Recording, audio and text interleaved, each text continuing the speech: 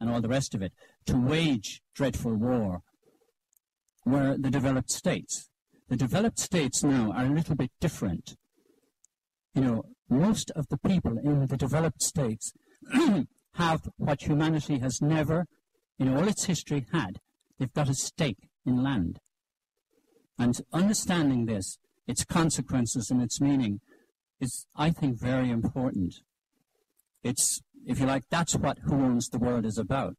It's about producing facts that might be known disparately but have never been pulled together.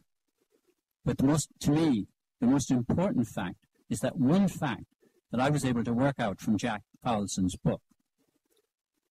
99% of the race never owned anything, and 98% probably died in poverty, died violently, and died prematurely because of lack of land. And that's why land is so critical. You know, now I haven't got a slide to go with it, but who here has heard of Hernando de Soto? Okay.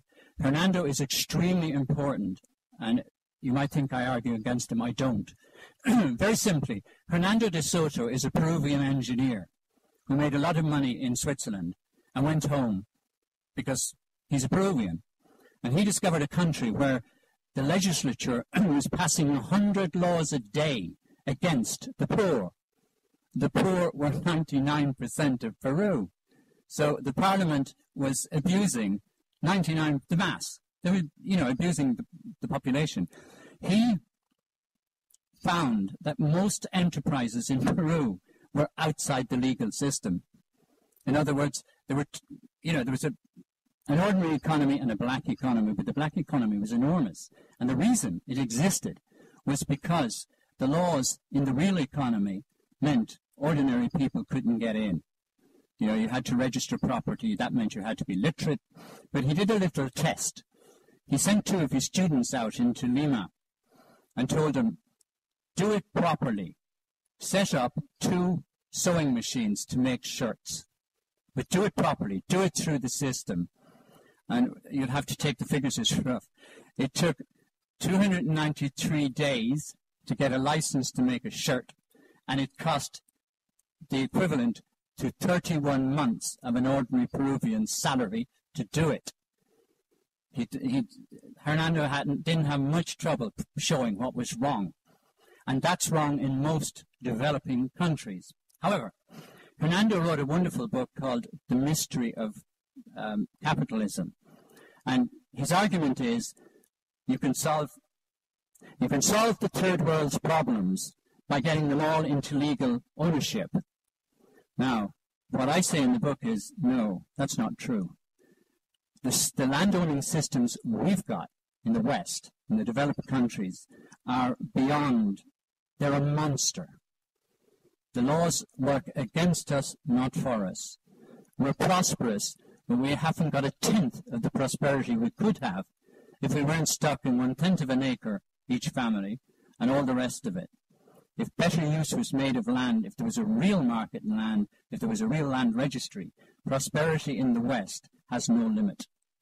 But Hernando makes a very serious error in believing that all you do is you take the land registration system in Britain and you move it to Peru. But most people don't realize what the landowning system we have is. Anyway, okay.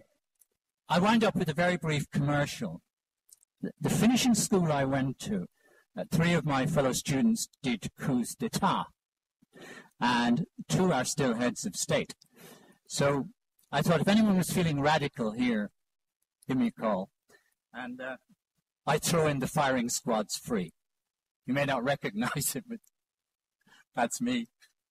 So firing squads free. Coup d'etat's a little more difficult.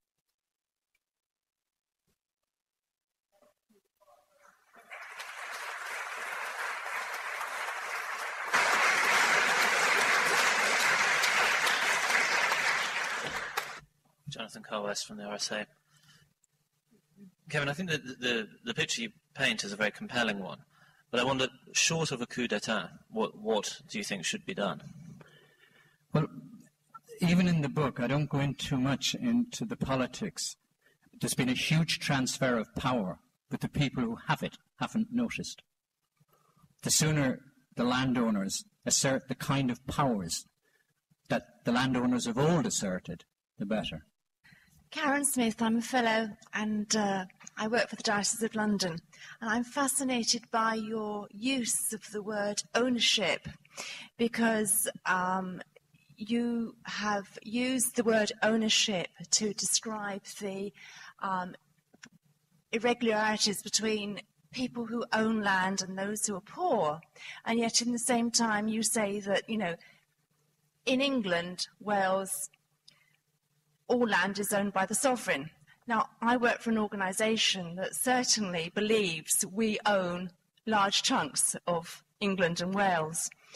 And if you ask me why I believe that, then of course I'm going to say to you, well, it's all down to Queen Anne's bounty. And if you ask me to prove it, I will say to you, I have beautiful handwritten parchment documents that say we do give this land without encumbrance and without hindrance. So hence I'm fascinated with your definition of ownership.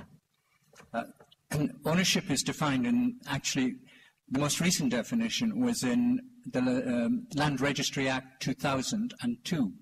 In the preamble, the government pointed out that there is only one landowner, and that's the Queen.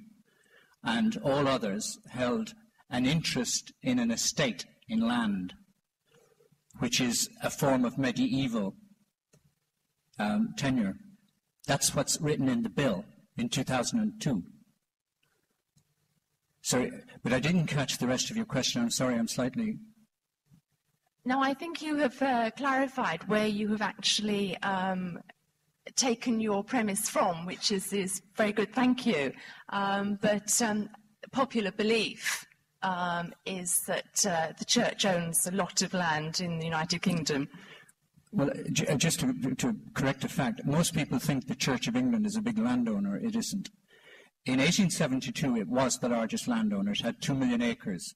It's now got 103,000 acres, and no explanation of where the other 1.9 million went. Thank you.